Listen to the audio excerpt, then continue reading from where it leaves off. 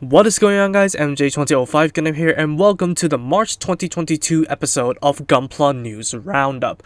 Now, we start off this month with a bit of sad news because the real great God Gundam has been delayed from June 2022 to August of 2022. Now, while this does give more people more breathing room in order to save for the real great God Gundam, September is going to be the real great Gao Gaigar. So if you guys are going to be picking this and the Gao Gaigar up, you're in for some bad luck because there is no gap between these two real great releases for you to save up enough for the next one. But I treat this as a blessing in disguise because August is my birth month.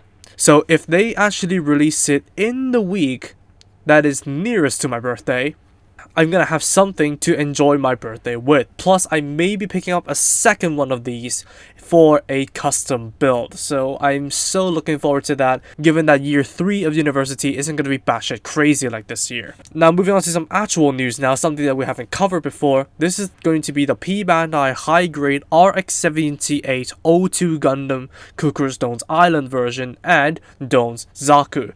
Now, I don't get the point of releasing another version of the RX-7802 Gundam, especially because when that is essentially the further along development stage of the RX-7802 Gundam. And I don't know if it's because of the shortage that they decide to do this, I don't know, but I really don't see any point in buying the P-Bandai RX-7802 Gundam until we see more information and more product photos of the actual thing itself. Now, the Doan's Zaku is something that people have been talking about. Like, I've been asking to myself, why is this thing needed? But then, I like, in hindsight, I feel like that was more of an impulse comment because, yeah, it apparently is kind of like a callback to the shoddy animation style back in the 70s, which gave Doan's Zaku an extended snout, and that is basically all I can see here. Maybe some custom decals, custom molding on the arms over here, as you can see some more detail, kind of like an exposed inner frame or something like that, and of course more surface detail to match up with the origin styling. But so far, yeah, that's basically all the changes of the Doan's Zaku. It's basically just an aesthetic change more than anything. But we don't have a release date nor release price, so we will have to wait for more news to come out later down the line. Moving on to the next one, we have, well, basically Bandai Limited Iron Blooded Orphans coating because, well, to celebrate the soon-to-be-released app of Iron Blooded Orphans G, they are making Iron Blooded coating versions of the Hajiroboshi and the Marchosias. Now, they are both going to be releasing in April, the Hajiroboshi for 14,180 yen, the Marchosias for 5,280 yen.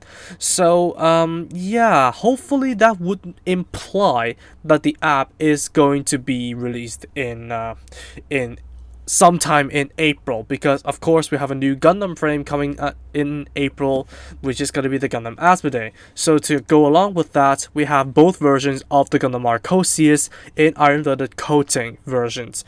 And then now we move on to the recap section, as there was nothing announced apart from the things that were announced in the beginning of the month and the Hobby Next Phase event, starting up with the high-grade After Colony Shenlong Gundam, which is going to be a September release for 1,650 yen.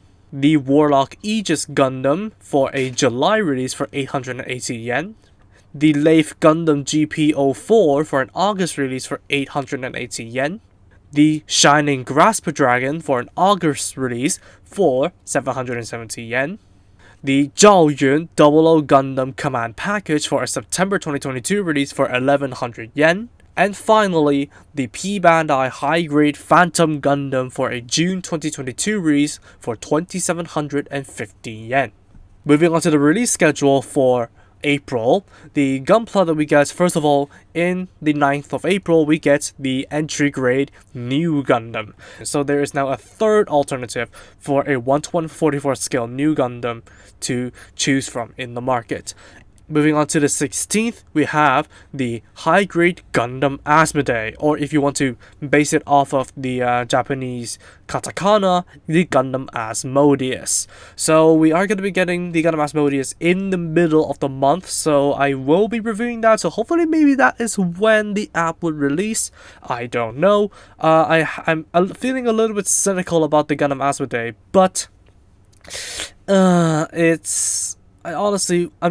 gonna try to look at it with an open mind. But anyways, look forward to the 16th if you want more Iron-Blooded Orphans. And finally, for retail releases, in the 29th of April, we have the Caesar Legend Gundam and the Author Gundam Mark III. As for premium Bandai deliveries for Japan, we first of all have the high-grade Cosmic Era Lord Astray Omega. Or is it Load? It should be Lord, right? Or Load. I don't care. It's the Lord Astray to me. But moving on, we have the Master Grade Gundam F90 of Mars in Mars Independent Army specifications. I really forgot the specific name of it, but it's the Mars version of the Gundam F90. The Master Grade Gundam Astria Type F, the Master Grade Gundam Astria Type F Use Avalanche Pack, and the Full Mechanics 1:100 scale AL Calamity Gundam.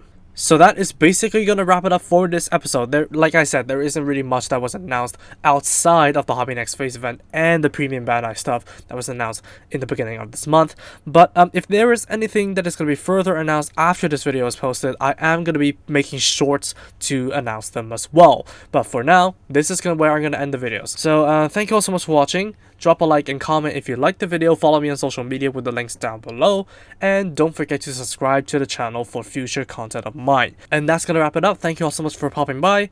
Take care, stay safe, and I'll see you in the next one.